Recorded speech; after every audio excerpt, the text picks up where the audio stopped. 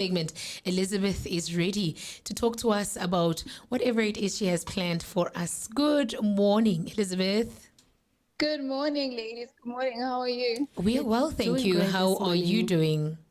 I am great. Awesome. Please do greet our listeners and then go straight into the topic that you will be addressing this morning. Good morning to our amazing listeners. I hope you are feeling good today. You're feeling beautiful or handsome if you're a man. You're feeling audacious and ready for this week.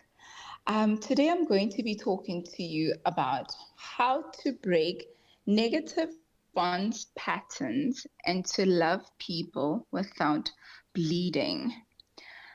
I'm going to say the topic again, how to break negative response patterns and to love people without bleeding.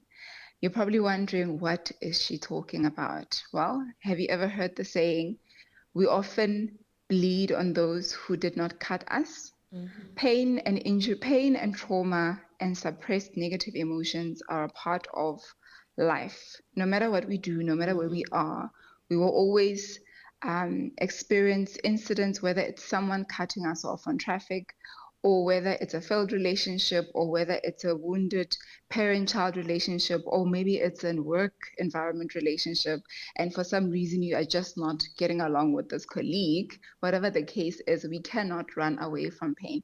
Pain is part of our lives, it's part of our lifestyle, it's something that we have to learn to navigate very well. And the transformational journey includes healing. If we constantly take in and suppress the emotions that we feel, people do things to us, people say things to us, we actually get to a place where we are so full that we end up bursting out. And that's when you're actually bleeding onto people.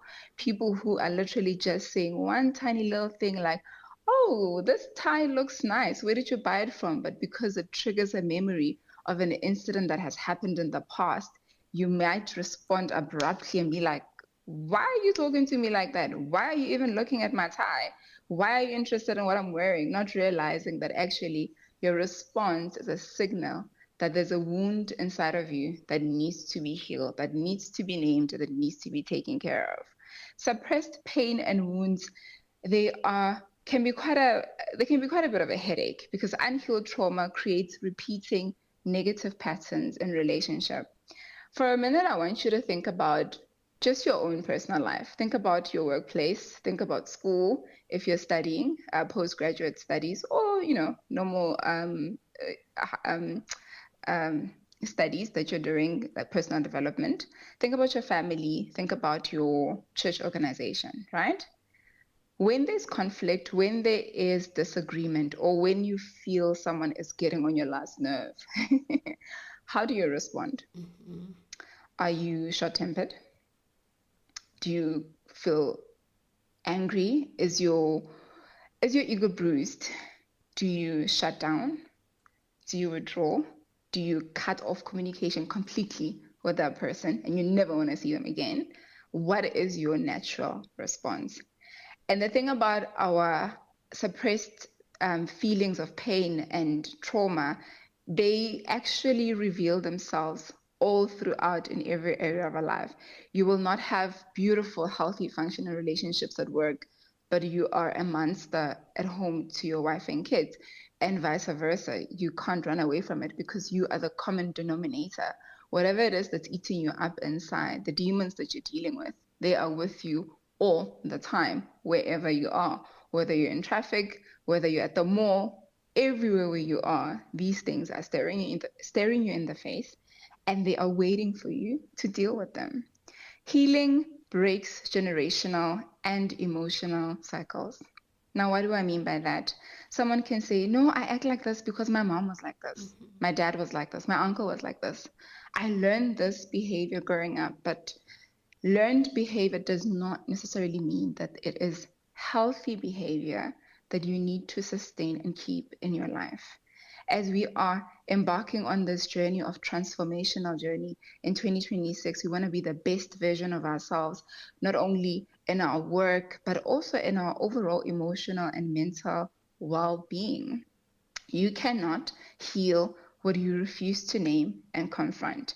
You constantly have to be transformed by the renewing of your mind. And that starts with being honest with yourself. If you won't be honest with someone else, because maybe you might feel a little bit embarrassed or humiliated, or you might even fear judgment that, oh, what will this person think if I start saying that I'm struggling with this and I'm struggling with that?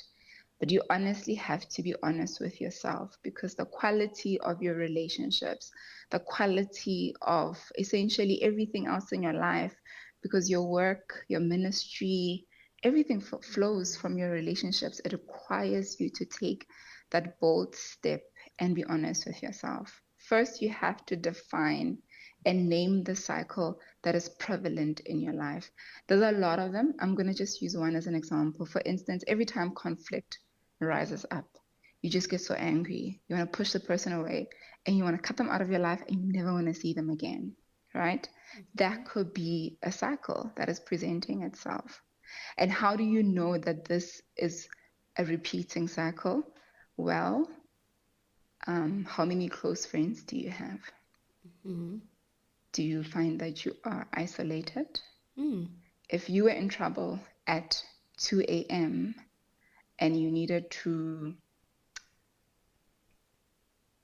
if you were in trouble at 2 a.m. and you needed to call someone quickly to help you, how many people would you be able to call to come and assist you? And these are some of the things. Hi, can you still hear me? Yes, we Yes, can we hear can. you. Oh, okay, perfect. Yeah, and as you are speaking, sorry on that note to interject right there, because I have a question right now, right? Okay. That, there are people that don't even know that they are bleeding on others, and you find Yes. that they take out their head on others. Then how then does one come to a point of knowing and seeing that they are bleeding on somebody else? How the next person responds towards you is your feedback information. Oftentimes, when we're in a conflict situation, if the next person is calm and they're speaking properly to you, then most likely you're handling the situation correctly. But if the next person is also flying off the handle, Yes. it could be your indicator that the way you're responding to them is triggering something inside of them. So, for Oh, instance, if I speak to you, Tepiso, if I speak to you on a level of on a level of an adult, I will address you as an adult. You will feel the respect. yeah. But the moment my pain and my trauma start speaking to you, you will feel belittled. You will feel humiliated. You will feel undermined. Why? Because probably there was a time in my life, for instance, where someone else was belittling me and making me feel small, and I had to suppress a lot of things inside of me, and I couldn't share it out. But now that finally I'm in this senior position, I'm your boss, or I'm your this and I'm your that. Now subconsciously I am making you feel that, look, I'm in charge. I've got the power. I've got the authority. And oftentimes in those kinds of conversations, there is a power struggle, which Yes. power struggle in trying to resolve conflict, it takes away from the goal of conflict. The goal of conflict is, I want to understand where you are coming from. I Yes. want to understand what your perspective is. And I'm hoping I can share with you so that you can understand where I'm coming from and that we can build rapport and understand each other. But the moment our emotions going up and you see how the next person is responding, then you know, okay, wait, let me take a deep breath. Let me calm down.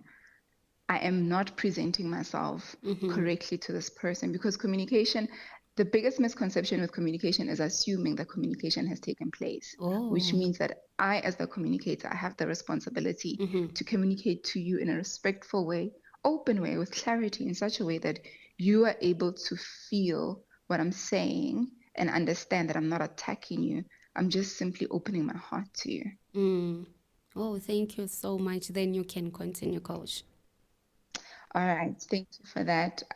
So once you have defined and named the cycle, for instance, maybe every time there's conflict, you are shutting down, you are removing yourself and cutting people out of your life. And then now, how do you know that there's repeating patterns? Well, there's consistency. Unfortunately, there's